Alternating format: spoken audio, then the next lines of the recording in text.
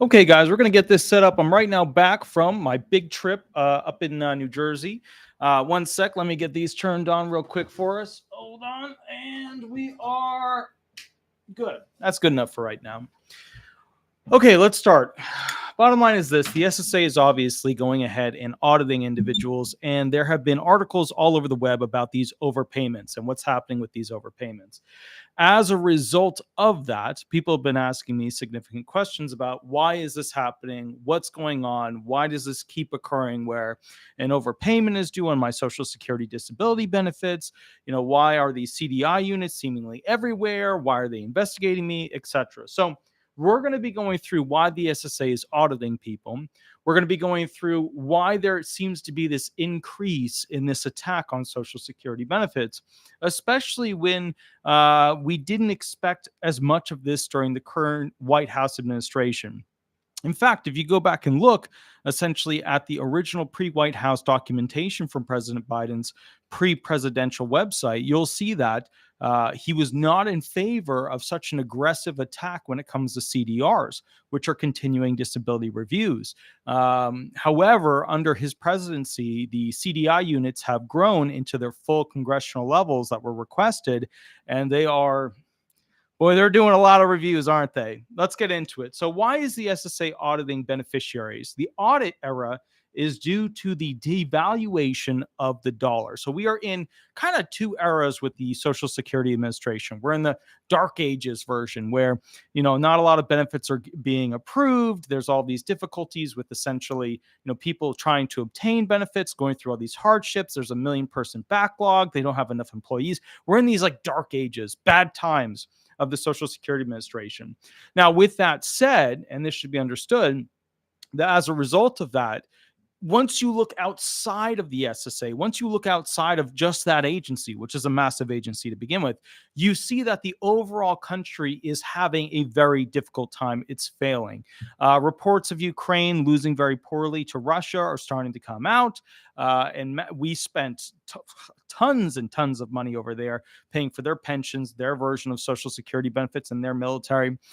We also have a dollar that's devalued like it has never devalued within the past 40 years, potentially even worse than the Jimmy Carter era because of how we now calculate it. And we essentially have a problem. We have a problem when it comes to oil. And as you guys have seen in my prior videos, one of the main issues that you have to have going in a positive direction for the disabled to do well is oil production. You want lots of potential oil available on the market and cheap for Americans. All right. So the audit era of the SSA is coming into fruition. This is one of these things that I started talking about it a couple of years ago. People said I was a fearmonger, and once again, I was right. And the reason I'm right about this whole, what's happening with audits, why do they keep coming up, is that the SSA is running into a money problem. The whole government is running into a money problem. All right.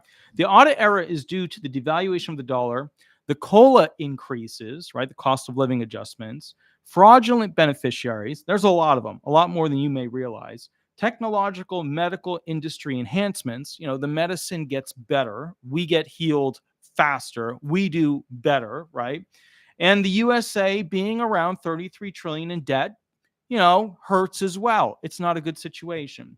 Number two, the bottom line is that when a company can't afford its current model of retirement, giving money to the retired, its current model of disability, giving money to the disabled, its current model of the military, making sure the military personnel are taken care of while they're in the military and then thereafter through the VA, or even the international and internal activities. So for example, international, we've got like 800 actual military facilities throughout, I think, 70 different countries, which kind of blows my mind because when you think about 800 military facilities in 70 other countries, that's got to cost just an incredible amount.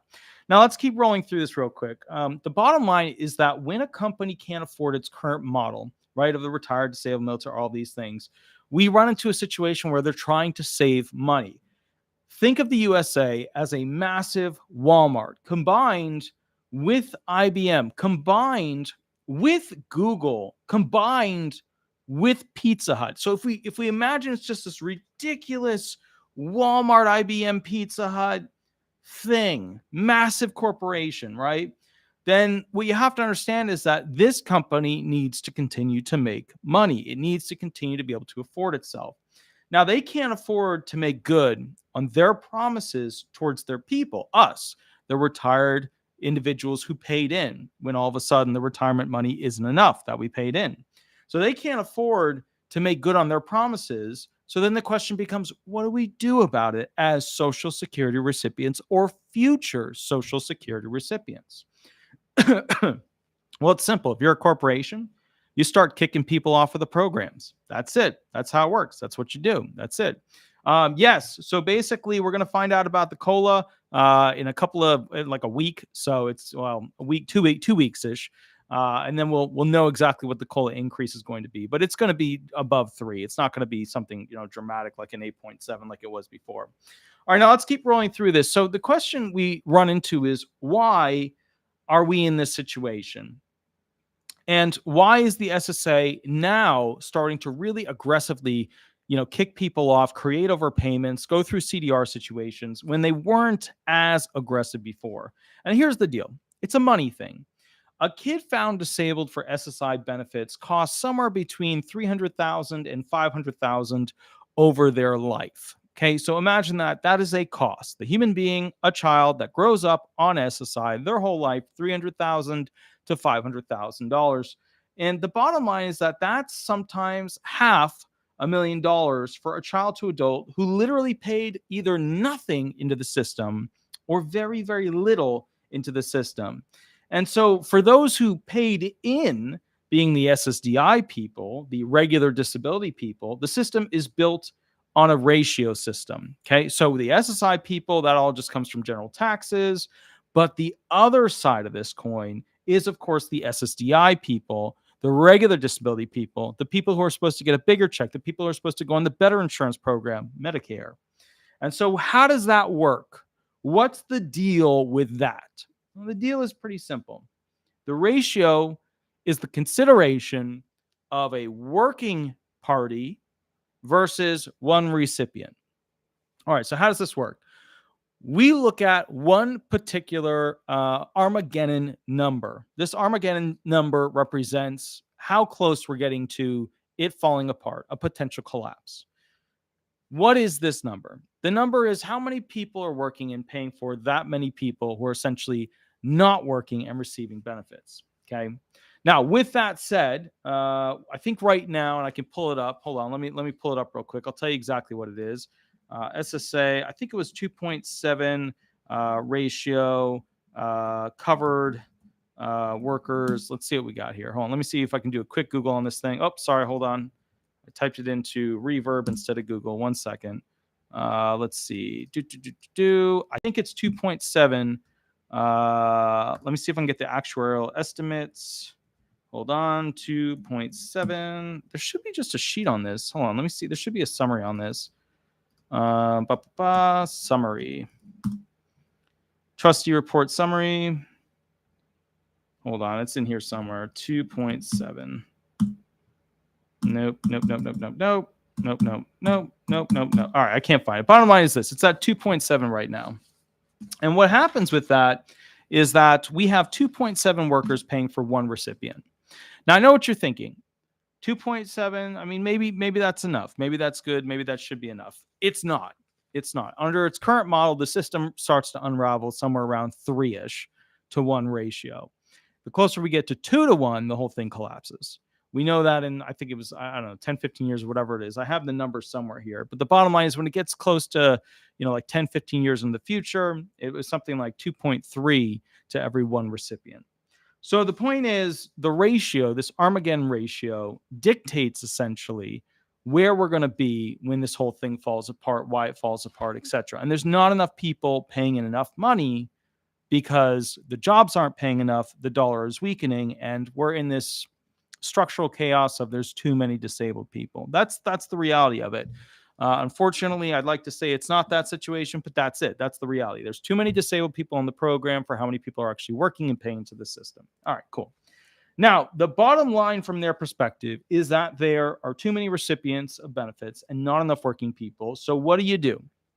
You increase the benefits for choosing retirement later, right? So you say to people, okay, we're going to advertise that you should take your retirement when you are 70 as opposed to taking it when you're 62, because they want to go ahead and have to start paying out money later down the line. They want to essentially bleed more slowly right now and try and fix stuff down the line. So they're trying to change verbiage for the retired and say, well, retired, instead of it being, regular retirement, we're going to change it to, that is your, or instead of it just being your full retirement, we're going to change it to regular retirement. We're going to change it to like the basic retirement. And then they change like, wording like, early retirement will be changed to like, minimum retirement or, super reduced retirement. The whole idea is to psychologically train you to not want to take benefits at 62. Okay. Now that's for the retired. Now they are doing this so that they bleed less right now, but their tactics are also calling full retirement something like, so their tactics when it comes to disability benefits are a little bit different. Now, disability benefits, they can kick people off of these programs. They can literally get them off by using these CDR units. So let's say this. Okay. So if you were to say, okay, Attorney Hnot, prove to me, right, that basically they're kicking more and more people off of disability benefits, or they're less likely to approve you for disability benefits. And I would say, well, the numbers are the easiest part of proving this. Back in the day when I first started doing disability benefits, the approval rates were over 50% from the administrative law judges. They were good. That was considered to be the golden era of Social Security benefits, which is around 2010, 2011, stuff like that. I was interning for Richard Schwartz back then during the golden era exchange. And I got to tell you, you know what I mean? Like people were getting approved left and right. They really were. Now, with that said, I got into it 2013, 2014. That's when, if you look up Bender and Bender, they had that massive collapse. They were sold to this, investment group, had too much debt, massive collapse as a company. But that's when the golden era really started to die off, 2013, 2014. Now, during that time, you were seeing 50 plus approval ratings. The older judges were really putting people through. It was a good time to be in this business. Right now, not so much. Right now, the national average is around 44%. So the numbers tell you over that period of time that as a result of essentially, reduced admissions for disability benefits, it tells us that they're trying to close the doors for how many people can get through and get disability benefits. Now, okay, now that you understand that, we got to talk about something else. Then there are, of course, the immigrants, right? So the immigrants, the refugees, the asylum seekers, they get their 7 years of SSI benefits so long as they fit the policy requirements. Another thing that you need to know is that we just really can't afford significantly more people taking from our, SSI benefit system or our retirement or disability. There's just too many people taking, and that's why the trust funds are likely to run out. So what are we looking at with this situation? Well, the SSI thing comes from the general taxes. We've got 33 trillion in debt. President Biden keeps the most open doors, the most wide open doors, the literally welded open doors, to allow individuals to continue to come in. There are estimates of millions of new immigrants that have come into this country. And ultimately, two things that happen with this. Number one, that is vote farming. Because those individuals who are likely to go on to SSI to be able to survive, to be able to exist, they're obviously going to be promoting the idea of the Democratic Party. And here's why. The Democrats address Social Security benefits and make attempts to talk about it and make attempts to make it better. The Republicans have not even brought it up at the second debate that I recently watched. It wasn't even part of the key things that had to be addressed. And let's be fair here. It's probably number one on the things that should be addressed. So that's something you just have to consider, is that the Democratic Party is spending a lot more time on immigrant SSI-based benefits as opposed to citizen SSI or citizen SSDI and citizen retirement benefits. That is because the expectation is that the votes are going to be where the votes are going to be for those individuals who are receiving SSI or SSDI or retirement. You guys know of the citizens that exist in the country who are going to be receiving these benefits. The SSI people tend to lean Democrat. The disability people, the longer they work, they tend to be more Republican. The retired people, you get a lot of Republican-based individuals, and you get some Democrats as well, but it tends to lean more Republican.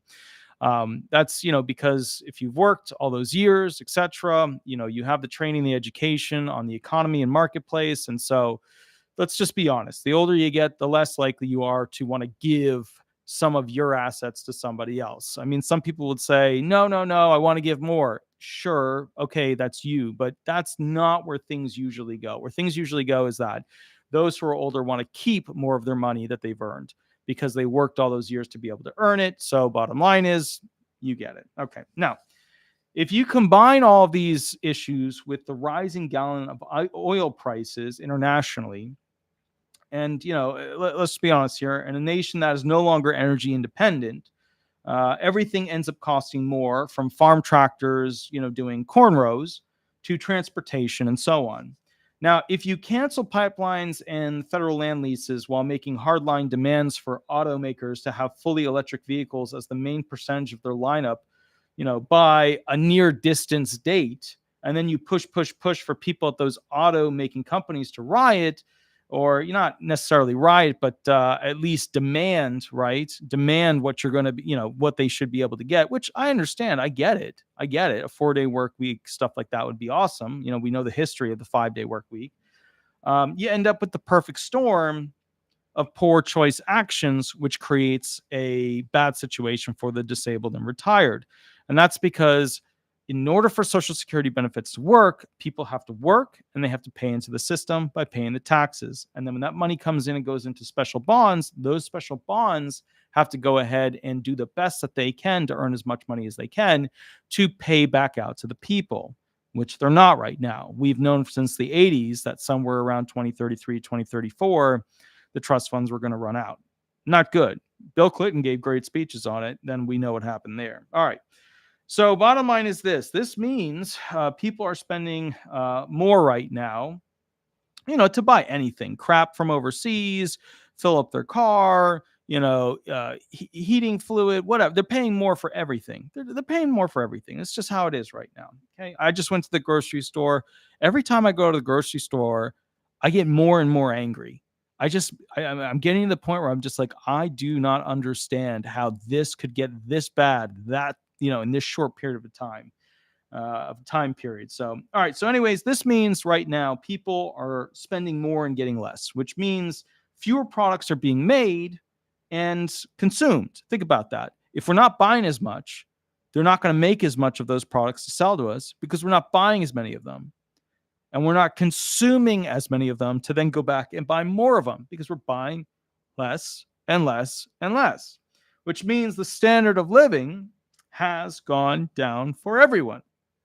But more specifically, for the point of this video, it means that the workers making money that the SSA needs to pay benefits, with, aren't buying as much.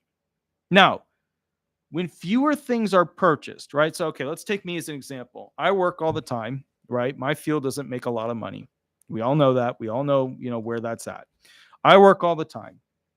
I'm not buying as much other stuff because the other stuff is too expensive right now. So I'm limiting how much money I spend to buy products. And the products I'm buying are either the cheaper version or they're basically just like, the lesser pack. I'm not buying the 8-pack, I'm buying the 6-pack. I'm not buying the 12-pack, I'm buying the 4-pack, So when fewer things are purchased, and this is the important part of this video, fewer people, are needed, fewer people are needed to be hired. You just don't need as many people to go ahead and make the products, sell the products, etc. So if I'm buying less, they have fewer employees out there trying to service my needs. My needs are very simple, I'm buying this product. They need a certain amount of people to sell me and people like me that product. So if I'm not buying that product, they need fewer people to sell that product. Okay. So they need these fewer employees to be hired to assist with those transactions. So fewer gas station employees, fewer grocery mart employees, and it just goes on and on and on. Okay. This means fewer FICA taxes are being paid. Now, don't get confused by what I like to call the idiot math. The idiot math is saying the numbers are still going up. Everybody's getting a job. Look how many jobs I've added. Oh my goodness, I'm so incredible. No, that's the idiot math. Okay. You need to understand, and I don't want you guys to fall for that trap. You realize that the system requires percentage increases each year in order for the benefits to keep getting paid. Okay, let me give you an example. When COVID hit, mass drop off. They shut off America. They turned the lights off. And then we had this weird thing where instead of the president coming out saying, okay, guys, here's where we should have been, here's where we're at, we need to get here, we're working towards here. President didn't come out and say that. President came out and said, look at me. How amazing am I? Have you ever seen so many jobs added in such a short period of time? Look at me. He played that card, and people who are educated in the economic field were sitting back going, what the F? What the F? So there's this distancing problem between reality and total BS that was created with that scenario, where the White House kept advertising how brilliant and amazing they were. But in reality, what we needed as an American people was where we should have been at and where we now are at and what we're going to do to get to where we should have been at. That would have been great leadership. Instead, what we got was fanciful BS. And it just blew my mind because they sold it and then they kept selling it. They kept ramming that into those news channels, Fox, CNN, MSNBC. They were covering it. They were all over that junk. So the bottom line is this. The percentage increase each year of how much taxes are paid, what's the growth of our economy? It's important. Because if we're not doing great, if we're not catching up, if we're not doing amazingly well, then guess what?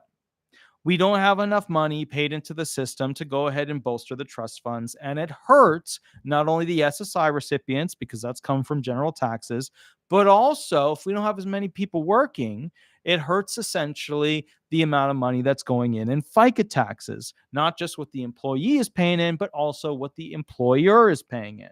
All right, now you guys got it. Now you understand the reality of this subject. Cool.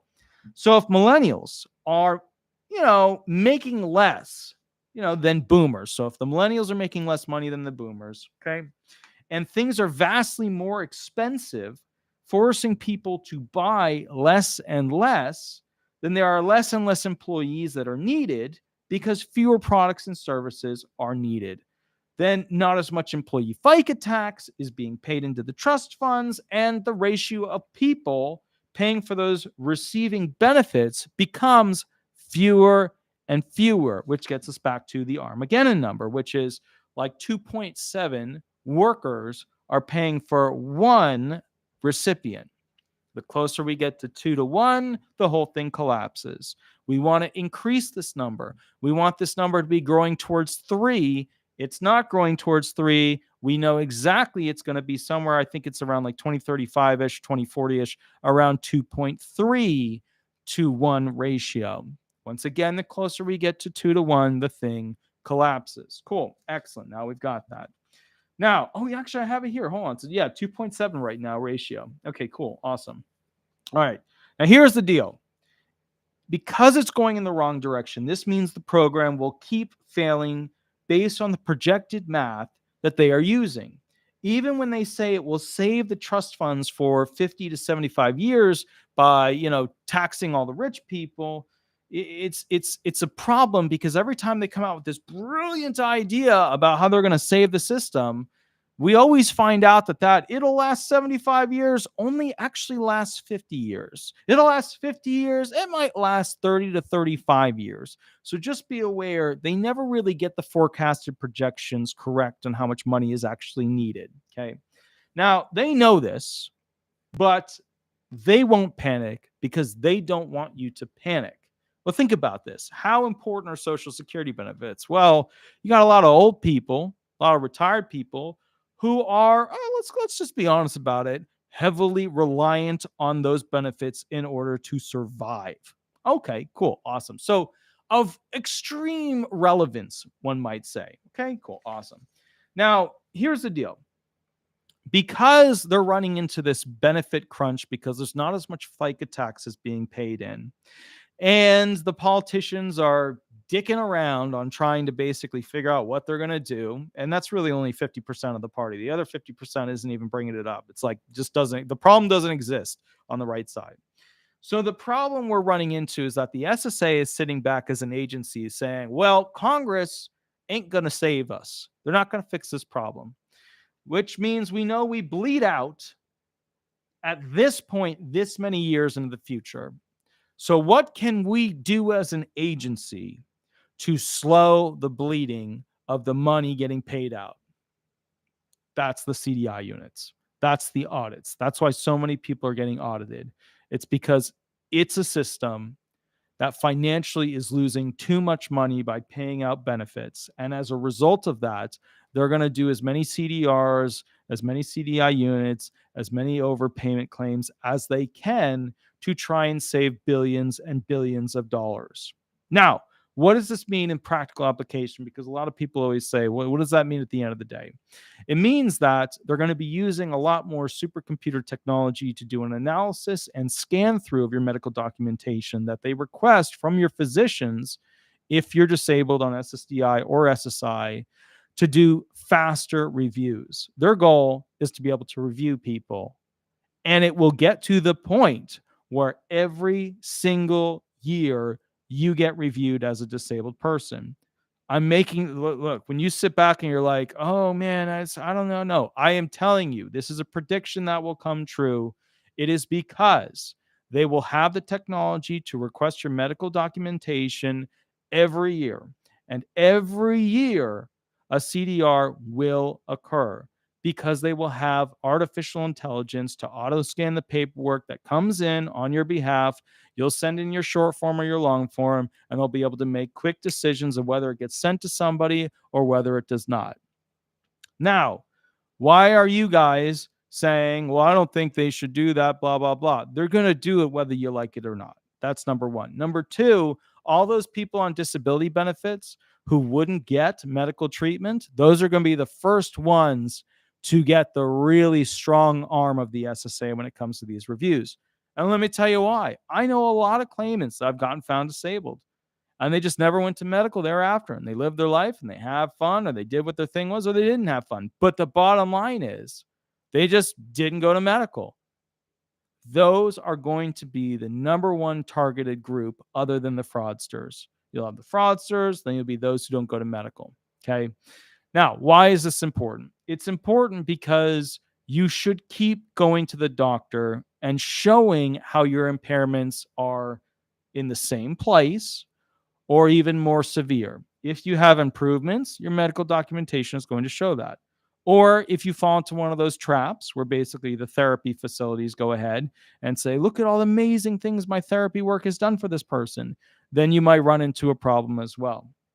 All right, let's talk about this. Because they know that they're running out of money and they've got a problem, because they know that this is a massive issue, they don't want you to panic. Because if you panic, then the politicians are going to start freaking out because you might fire some of them. Okay.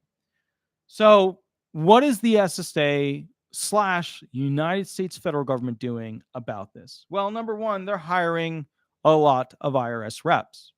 Okay. They're hiring IRS reps because they're trying to find where there's more money so that they can have more FICA taxes being paid. Now, look, the truth is there's a lot of scammers out there who work and never pay into the system. The cash gig. Everybody knows that. The industry most likely to get injured the most, small construction, because those guys use cash money to usually buy machines to be able to afford the machines. You start taxing them with all these Fed government taxes, they're never going to be able to buy the backhoe, the front loader, the excavator, which means that all this work on homes, everything is going to go way up in price because the only people who are going to be able to afford to do that work are the really big companies that are going to charge really big prices. Next thing, mass hiring CDI unit personnel has been happening over the past 10 years because they had to meet a Congress mandate to have a CDI unit in every single state. Now they have all these little subunits all over the state, and they're basically doing mass investigations through essentially OIG. Why? Because every fraudster or person who's not going to medical or is doing something odd, potentially, if they can show that, if they can prove that, if they can collect evidence to that point, then they've essentially removed that person from getting benefits. If it goes along and gets adjudicated by DDS or a judge, and then they've saved that money from having to pay those benefits out. Okay. So now here's what you need to know about that. Okay. They need to keep enough people off of Social Security benefits in order for the program to bleed more slowly. That's why Social Security overpayments are in the news constantly now. That's why people are getting denied more and more. And that's why CDI units through OIG are so well funded. The whole point here is they're trying to essentially find little bits of evidence that add up that limit a person's ability to prove that they are the disabled person at which they claim. Whether they claim that they can't walk too far and then they get a video of them walking down the street, whether they claim that they, go ahead and need to, go to the bathroom for this amount of time. And then, they show the person walking into a CVS using the bathroom. They're in, they're out, and poof. Whether or not they catch them going into a bar when they say they can't be around the general public, whatever. That's why they're doing this. Now, remember, back in the day, I brought this stuff up. People attacked me for it. People were very aggressive about it.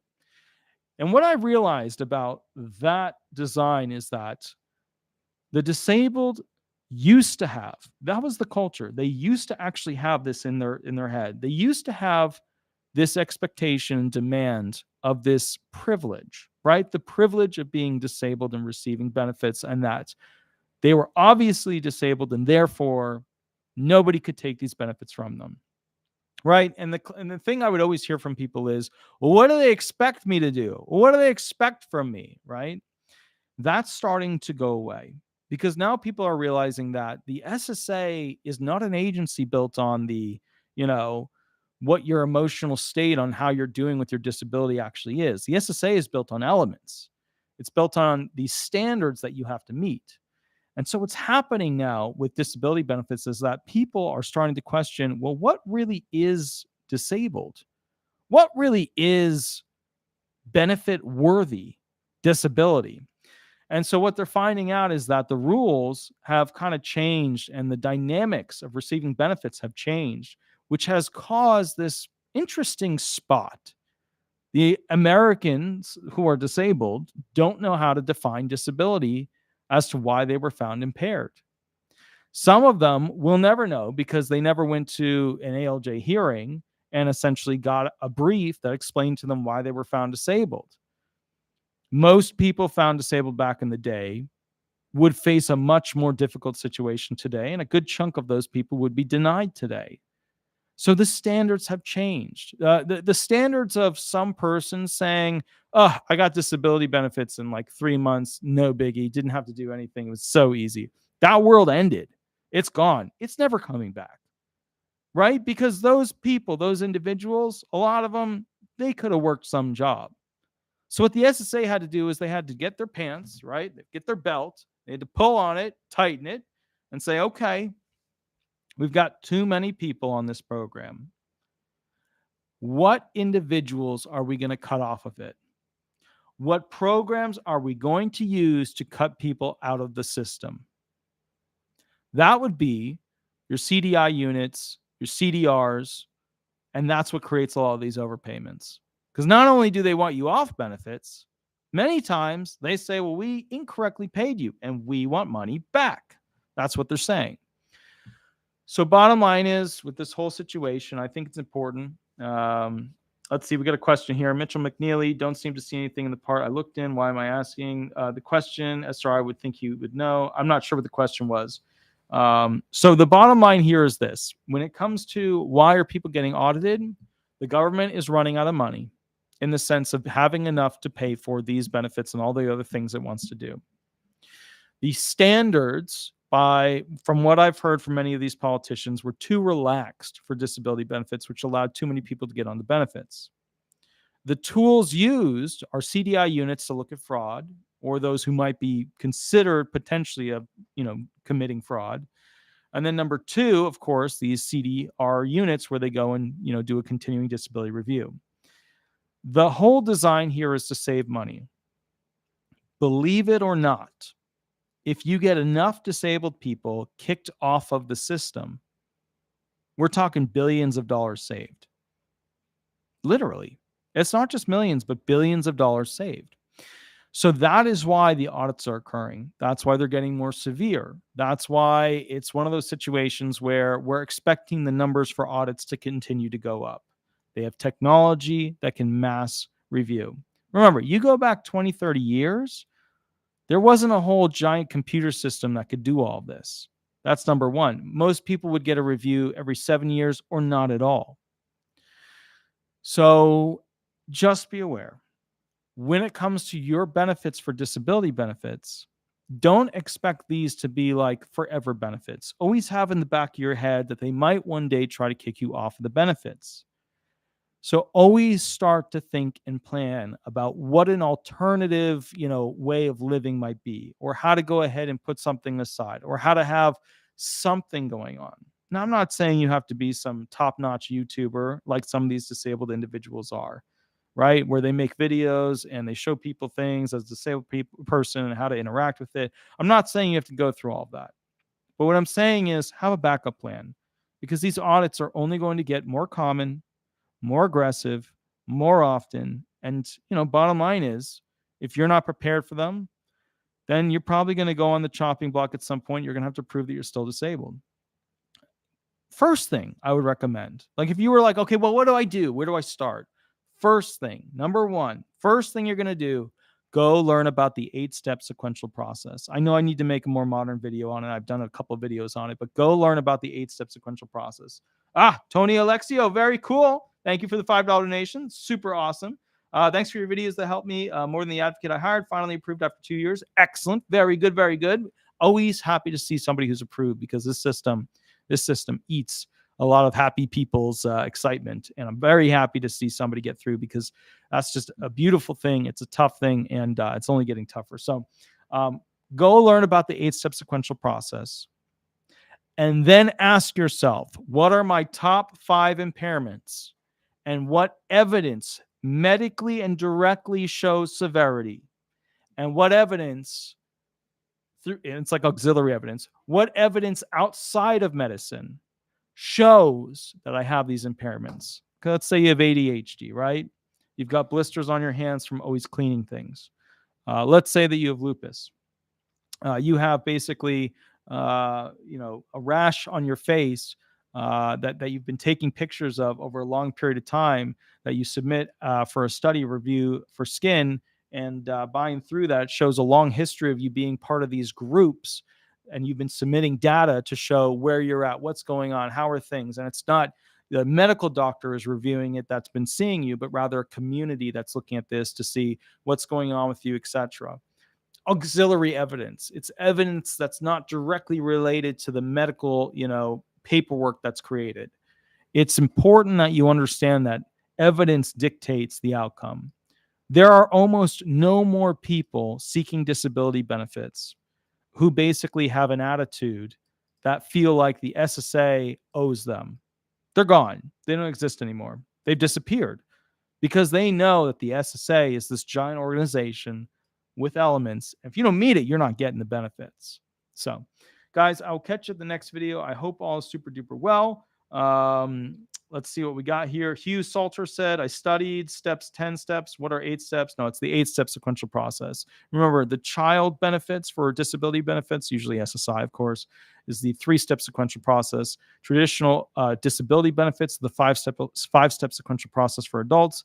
And then the review of benefits, right, to see if you're still disabled, that's the 8-step sequential process, okay? Hope all is well. I will catch you a little bit later, and I will see you in about 10 minutes. Specifically, that video is going to be talking about, let me pull it over here. Okay.